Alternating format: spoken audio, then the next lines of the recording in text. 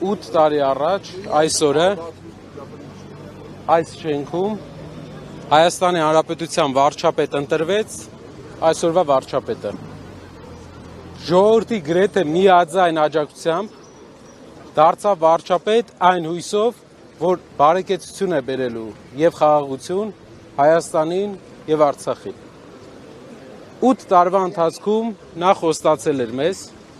որ երկիրը ունենալու է արդար համակարգ, որ երկիրը լինելու է բարեկեցիկ, մարդիկ սկսելու են լավ ապրել եւ անվտանգ։ Ինչպես նաեւ խոստացել էր բոլոր գյուղացիներին,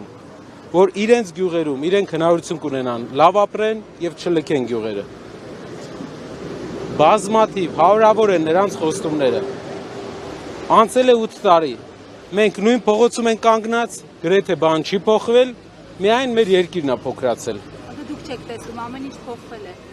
Այո, Խաղաղություն է արդեն եւ զարգանում ենք։ Խաղաղություն խոսք տալով բերեց 3 պատերազմ։ Բարեկեցություն խոսք տալով բոլորի վրա վերցրեց $10,000 ամեն ընտանիքի վրա վարկ։ Հարկերը փոքր բիզնեսի համար բազմապատկեց 2-ով եւ այդ նույն ժամանակ խոսք տալով, որ աղքատությունը, ծայրահեղ աղքատությունը պետք է հաղթարվի երկրում, աղքատությունը, ծայրահեղ աղքատությունը չհաղթարվեց, անգամ աղքատությունը 2%-ից ավել էլ չիջավ մեր երկրում, բայց իրենց այս ընթացքում միլիարդավոր պարգևաճարներ բաժանեցին, իրենց ամբողջ շրջապատին գործի տեղավորեցին, ՔՊԱ-ականները բոլորը պաշտոններ ստացան։ 8 տարվա ընթացքում հեղափոխությունից հետո, մարդկանց հույսերից հետո շահել է մի խմբակ։ Իսկ հայ ժողովուրդը ինչին հասել է իր աշխատանքով։ Ով մի քիչ բարեկեցության է անգամ հասել է իր աշխատանքով։ Պետությունը դրա մեջ մասնակցություն որևէ կերպ մեծի մասամբ չի ունեցել։ Աղքատությանը որևէ հաղթանակ աղքատության մեջ մենք չենք տեսել։ Հայաստանը ինչ է առաջարկում քաղաքացիներին։ Հենց 3 ես Սպիտակի շրջանում էի եւ այնտեղից ձեզ խնդրում են, որ այցելեք Սպիտակի շրջանի գյուղեր եւ մի հատ տեսնեք, թե ինչպես են իրենք ապրում։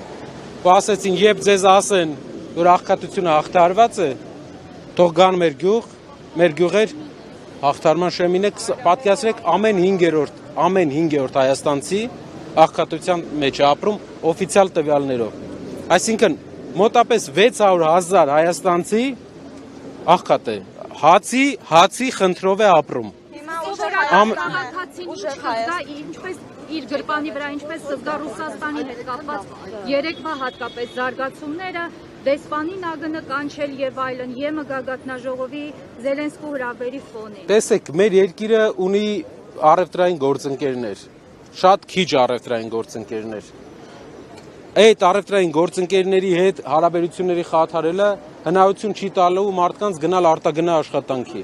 Հնարավորություն չի տալու այն շրջաններում, որտեղ պետությունը չի կարողացել աշխատատեղ ստեղծի, անգամ այդտեղ մարդկանց գոնե առաջ հնարավորություն էր տրվում գնային արտագնա աշխատանքի։ Դա ռիսկի տակ են դնում։ Հայաստանը միլիարդավոր դոլարներ է արտահանում։